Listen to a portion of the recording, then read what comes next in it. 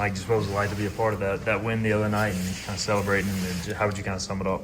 Yeah, exciting. Whenever you're playing a team like Coastal, and I know it's not such like an in-state team, but they're close enough to where you can feel that competitive spirit. I mean, going in there, defense pitching a shutout, offense, firing up.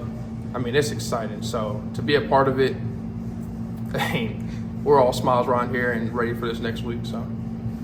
Obviously, get in the end zone for the first time, purple and gold. What was that like? Just kind of cap the game off like that. Yeah, I think just being back in the end zone was just fun. And I mean, we had a blast, and every single time that we scored, it almost looks like a party on the sideline because when one of us scores, we all score. And so Parker made an amazing block. O-line blocked their tails off on that play too. So, I mean, all I got to do is my job is easy: run fast, and that's what I can do. So. Shout out to those guys.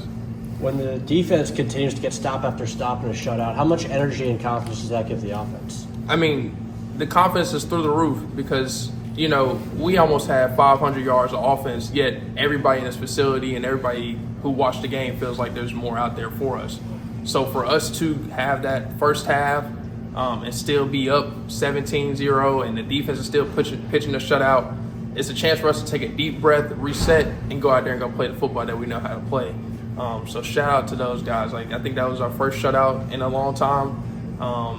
I see them every single day at practice, so I know how talented and how good they are.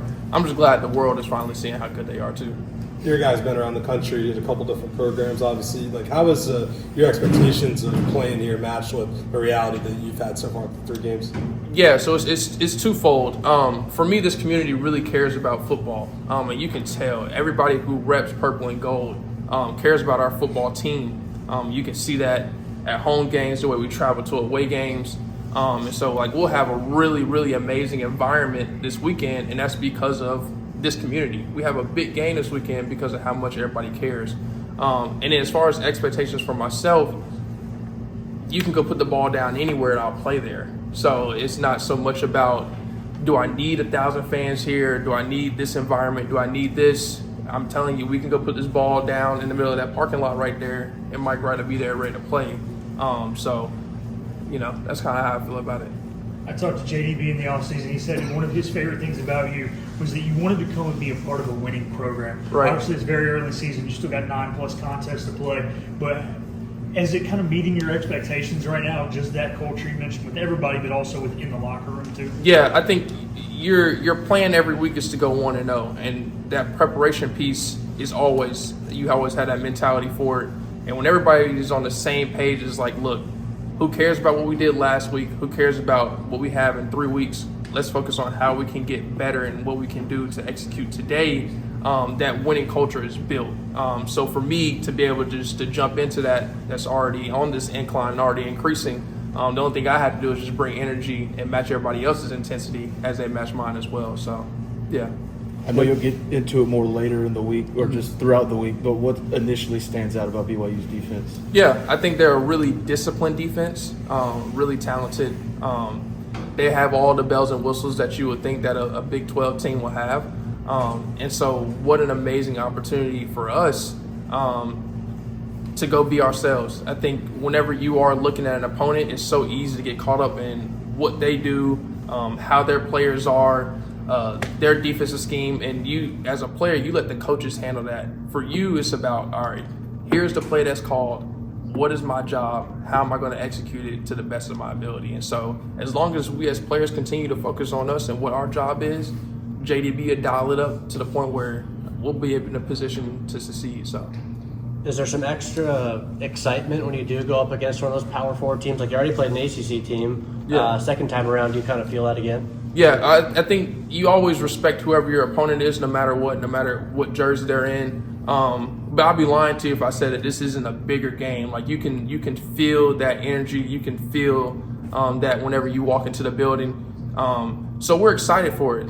This is an amazing opportunity for us as a program, as a team, as a community, to welcome BYU in and go out there and go have fun while playing them. And so a tremendous opportunity for us, and we'll be ready for it.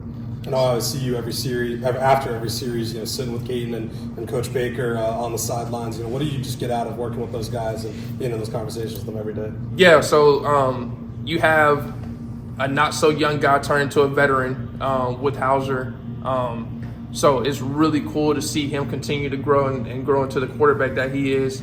And then whenever you have a creative mind like JDB sitting right beside him, there's a lot of great conversations that we have on the sideline to be able to make adjustments. And so like my role is just to give insight on what I see. I've seen a lot of football, I've played a lot of football, and there's no such thing as bad advice whenever you have all three of us just sitting right there, because we know what we're talking about, we know what we're seeing. And so for me, it's just about how can I help Four out there when he's out there, or how can Four help me out there when I go out there too as well. And so whenever you're bouncing off those ideas, I mean, it's working. So we'll continue to do it. Your preseason photo shoot kind of went viral. So walk us through what went through that. Suggestion card, the backwards picture, all that. Yeah. So I mess with all the quarterbacks in our room. I always say I'm like 2 to 3 months ahead of most trends that happens in the world. And so it was just a funny little idea that we all kind of thought about, and it was like, all right, well, this will either be the stupidest thing that we do, or it'd be really funny and everybody will laugh at it. And so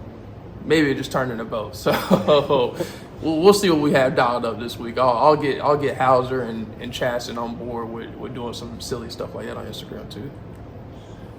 In your last power walk, you had a briefcase, and Coach said he didn't know what you kind of had decided. You got some funny details in there. You got some secrets you had. I have my stuff in there. So like I have my computer in there, my plays, all that kind of stuff. And so, I mean, whenever we do power walk, I mean, I like wearing suits. I like wearing boots. I like wearing different style clothes that most people my age probably wouldn't wear.